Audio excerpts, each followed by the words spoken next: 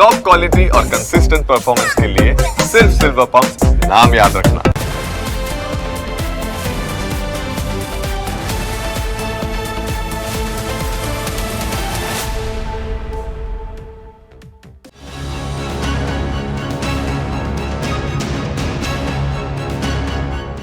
શું કોઈ બળાત્કારીની પૂજા કરવામાં આવી હોય એવું તમે ક્યારેય સાંભળ્યું છે? આ વાત જ તમને સાવ બકવાસ લાગે, પણ આપણે ત્યાં હજુ પણ એવા અંધભક્તો છે જેમાં એક બળાત્કારીની પૂજા કરવામાં જરાય ખચકાટ અનુભવતા નથી.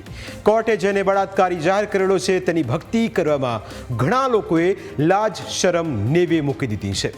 વાત છે બળાત્કારી આસારામની અને ઘટના છે સુરત સિવિલ હોસ્પિટલની. અવારનવાર કોઈના કોઈ વિવાદોમાં સપડાતી રહેતી સુરતની સિવિલ હોસ્પિટલ આ વખતે આસારામની ભક્તિ કરવાના કારણે વિવાદમાં આવી છે. સુરત સિવિલમાં અંધભક્તિની પરાકાષ્ઠા જોવા મળી. હોસ્પિટલમાં સ્ટેમ સેલ બિલ્ડિંગના ગેટ પર બળાત્કાર કેસમાં આજીવન કેદની સજા ભોગવતા આસારામનો ફોટો મૂકીને એક ગ્રુપે પૂજા આરતી કરી. ચોંકાવનારી વાત તો એ હતી કે આ પૂજા આરતીમાં પીડિયાટ્રિક વિભાગના ડોક્ટર જિગીશા પાટડિયા સહિત નર્સ અને સિક્યુરિટી સ્ટાફ પણ અંધભક્તિમાં લીન જોવા મળ્યા. હાલમાં નવરાત્રિ ચાલી રહી છે. જો માં જગદંબાની પૂજા કરી હોત તો કોઈને કંઈ વાંધો ન હોત, પરંતુ સુરત સિવિલ હોસ્પિટલના સ્ટાફે તો એવા નરાધમની પૂજા કરી જેણે લક્ષ્મી સ્વરૂપા દીકરીને પીંખી નાખી હતી. મળતી માહિતી પ્રમાણે નવી સિવિલ હોસ્પિટલ, જેને લોકો આશીર્વાદ સ્થાન તરીકે ઓળખે છે, તેમાં જ 22મી સપ્ટેમ્બરે આસારામના અંધભક્તોના એક જૂથે બિલ્ડિંગના ગેટ પર ફોટો મૂકી પૂજા આરતીનું આયોજન કર્યું હતું. આરતી દરમિયાન મંત્રોચ્ચાર અને ભજન પણ કરાયા હતા. શરમજનક વાત તો એ હતી કે એક દુષ્કર્મીની પૂજા કરવામાં સિવિલ હોસ્પિટલનો મહિલા સ્ટાફ પણ સામેલ હતો. અને આ અંગે જ્યારે પૂછવામાં આવ્યું તો ખુદ સિવિલ હોસ્પિટલના સત્તાધીશોએ જાણે પોતાના બચાવમાં ઉતરી આવ્યા હતા. સિવિલ હોસ્પિટલના આરએમઓએ પોતે સમગ્ર ઘટનાથી અજાણ હોવાનો દાવો કર્યો. તેમણે કહ્યું કે ફળ વિસ્તરણની જે મંજૂરી મેળવીને આ પ્રકારનો કાર્યક્રમ કરવામાં આવ્યો હતો અને આવી પ્રવૃત્તિ બદલ સ્થળ પર હાજર સિક્યુરિટી સ્ટાફને હટાવી દેવાયો છે. કાર્યક્રમમાં સામેલ સ્ટાફ સામે પણ કાર્યવાહી કરવામાં આવશે. ખૂબ જ ગંભીર કહી શકાય એવી બાબત છે.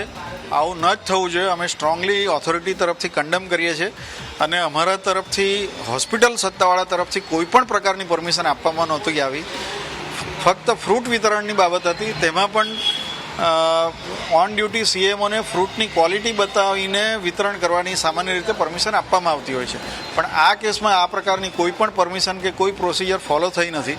અને હું કેમ્પસની બહાર હતો તે દરમિયાન સિક્યુરિટી ઓફિસરનો ફોન આવ્યો કે આવી ઘટના બની છે. એટલે મેં તાત્કાલિક ધોરણે એમને ત્યાંથી હટાવવાની સૂચના આપી દીધી અને મારા સાથી ડૉક્ટર ભરત પટેલને ત્યાં રૂબરૂ જઈને બધું જ સાહિત્ય અને તમામ પ્રકારનું હટાવવાની સૂચના આપી દીધી. તાત્કાલિક ધોરણે એ બધું હટાવી દેવામાં આવ્યું. સિવિલ હોસ્પિટલના આરએમઓએ ભલે પોતાનો બચાવ કરી રહ્યા હોય, પરંતુ સિક્યુરિટી ગાર્ડને પૂછવામાં આવતા તેણે હોસ્પિટલના સત્તાધીશોનો ભાંડો ફોડી નાખ્યો. તેણે દાવો કર્યો કે ચીફ મેડિકલ ઓફિસરે મંજૂરી આપી હોવાના કારણે તેમણે આ કાર્યક્રમ થવા દીધો હતો. जिसने कराया उसको पहले पकड़िए. जो लिफ्ट मैन है उसने तो सब परमिशन दिलाया. हरिओम नाम का लड़का जो है उसने सबको परमिशन दिलाया, वो सब लेके आया मंजूरी. आरएमओ बोल रहा है कि मंजूरी ली नहीं थी. मंजूरी का लेटर था. आपको किसका लेटर था? कौन से अधिकारी थे? सीएमओ का लेटर था. और यहाँ जो सीएमओ बैठता उसके पास भी मैंने भेजा.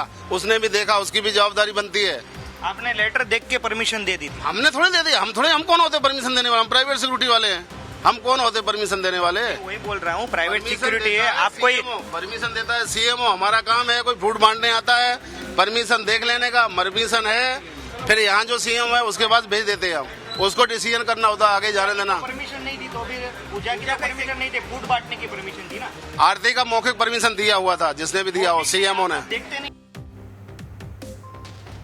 સિક્યુરિટી સ્ટાફનું આ નિવેદન સાંભળ્યા પછી તમે અંદાજો લગાવી શકો કે સિવિલ હોસ્પિટલનું તંત્ર કેટલું બેદરકાર છે.